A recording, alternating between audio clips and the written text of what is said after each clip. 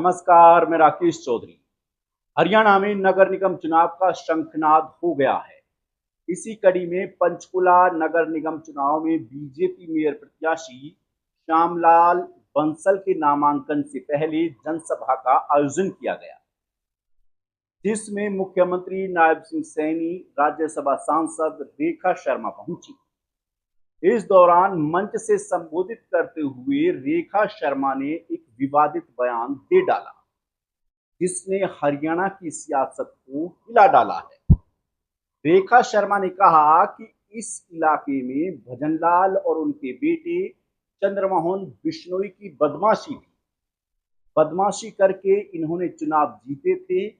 रेखा शर्मा के मुंह से बंसीलाल भी निकला, लेकिन वो बोलते बोलते रुक गई। सबसे बड़ी बात यह रही कि जब रेखा शर्मा ने ये बयान दिया, उस वक्त खुद मुख्यमंत्री नायब सिंह सैनी मंच पर मौजूद थे। एक बार रेखा का वो विवादित बयान सुनिए, उसके बाद फिर आगे बात करते हैं। जब यहाँ पे बदमाशी थी कांग्रेस की, जब यहाँ बदमाशी थी बंसीलाल भजनलाल की और चंद्रमोहन की, पूरी तरह बदमाशी करके वो इलेक्शन जीते थे। जब यहाँ पे बदमाशी थी कांग्रेस की, जब यहाँ बदमाशी थी बंसीलाल भजनलाल की और चंद्रमोहन की, पूरी तरह बदमाशी करके वो इलेक्शन जीते थे।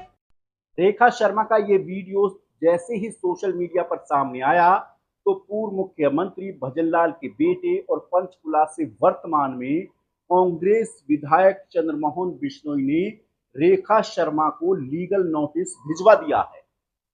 इस लीगल नोटिस में रेखा शर्मा को 7 दिनों के भीतर सार्वजनिक रूप से माफी मांगने के लिए कहा गया है। साथ ही चंद्रमोहन ने कहा कि बदमाशी से कोई चुनाव जीता होता तो जनता उन्हें 5 बार ना चुनती। उन्होंने आगे कहा कि राजनीति में पक्ष और विपक्ष एक दूसरे पर आरोप लगाते हैं, लेकिन लोकतंत्र में झूठे आरोप लगाना गलत है। उनके पिता भजनलाल हरियाणा के 3 बार मुख्यमंत्री रहे।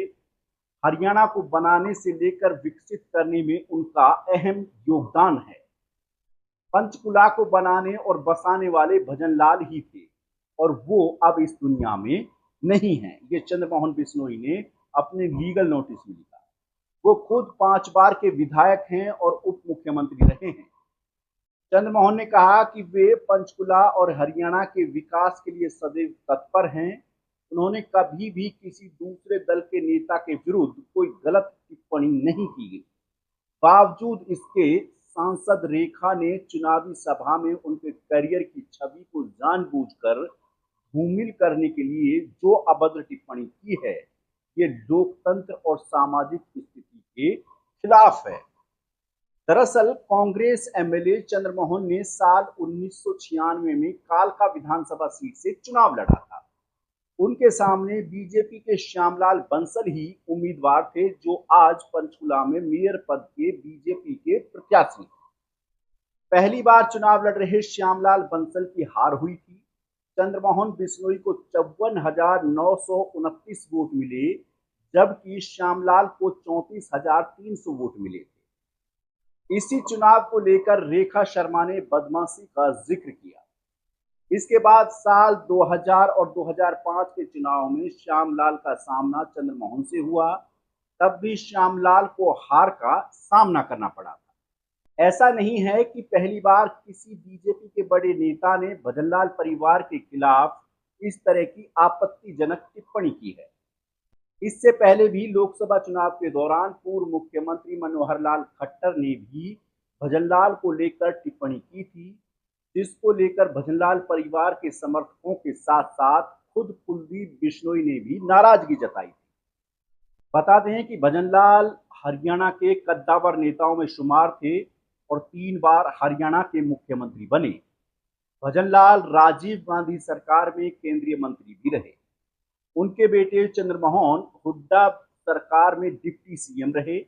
फिलहाल चंद्रमोहन बिश्नोई पंचकुला से कांग्रेस के विधायक हैं।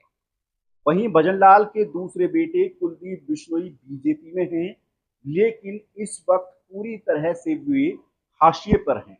कुलदीप बिश्नोई अपनी राजनीतिक विरासत को बचाने की जद्दोजहद में है, क्योंकि कुलदीप बिश्नोई 2024 लोकसभा चुनाव के दौरान हिसार लोकसभा से अपने लिए बीजेपी से टिकट मांग रहे थे, लेकिन खट्टर के वीटो पावर से उनका टिकट काट दिया गया और ठीक ऐन वक्त पर रणजीत चौटाला को पार्टी में शामिल कराया और उन्हें खट्टर की सिफारिश पर हिसार लोकसभा सीट से प्रत्याशी बनाया। हालांकि इस चुनाव में खुद रणजीत चौटाला की भी हार हुई थी। उसके बाद 2024 के ही विधानसभा चुनाव के लिए कुलदीप बिश्नोई लॉबिंग कर रहे थे और अपने लिए कम से कम 2 टिकटों की उनकी एक मांग वो लगातार हाईकमान से कर रहे थे, लेकिन आखिरी वक्त पर पार्टी ने सिर्फ उनके बेटे भव्य बिश्नोई को आदमपुर से चुनाव लड़वाया। लेकिन यहां भी कुलदीप बिश्नोई को मुंह की खानी पड़ी और अपने बेटे को वो विधानसभा चुनाव में भी नहीं जीता पाए। इसके बाद अब राज्यसभा चुनाव हुए, इसके लिए भी कुलदीप बिश्नोई लगातार हाईकमान से ये मांग कर रहे थे कि उन्हें राज्यसभा का उम्मीदवार बनाया जाए, लेकिन पार्टी ने इस बार भी कुलदीप बिश्नोई को दरकिनार कर दिया और संजय भाटिया को अपना प्रत्याशी बनाया और उन्हें चुनाव जिताकर राज्यसभा में भेज दिया, जिसके बाद से लगातार कुलदीप बिश्नोई की राजनीतिक विरासत पर संकट गहरा गया है और कुलदीप बिश्नोई अपना सियासी वजूद बचाने की कोशिश कर रहे हैं। ऐसे में अब एक बार फिर रेखा शर्मा ने जिस तरह का बयान दिया है, उसके बाद कुलदीप बिश्नोई का असहज होना लाजमी है, क्योंकि जिस पार्टी के लिए कुलदीप बिश्नोई ने कांग्रेस से बगावत कर राज्यसभा चुनाव में उनका साथ दिया, उसके बाद पार्टी में शामिल हुए, पार्टी ने कई मौके पर उनको दरकिनार कर दिया, उसके बावजूद भी वो पार्टी में बने रहे। लेकिन अब जिस तरह से रेखा शर्मा ने मंच से भजनलाल पर टिप्पणी की है, वो निश्चित तौर पर कुलदीप बिश्नोई के लिए बड़े झटके के तौर पर देखी जा सकती है। ऐसे में अब सबसे बड़ा सवाल यही खड़ा होता है कि क्या कुलदीप बिश्नोई अब भी बीजेपी में बने रहेंगे या बीजेपी से बगावत कर देंगे। और दूसरी ओर अब देखना यह भी होगा कि जो चंद्रमोहन बिश्नोई ने रेखा शर्मा को लीगल नोटिस भेजा है और 7 दिन में माफी मांगने की मांग की है, क्या उस पर गौर किया जाएगा। रेखा शर्मा माफी मांगेंगी अपने बयान को लेकर के। ऐसे में आप इस खबर को लेकर के क्या सोचते हैं, हमें कमेंट में बताएं और हमारे चैनल को सब्सक्राइब करें। नमस्कार।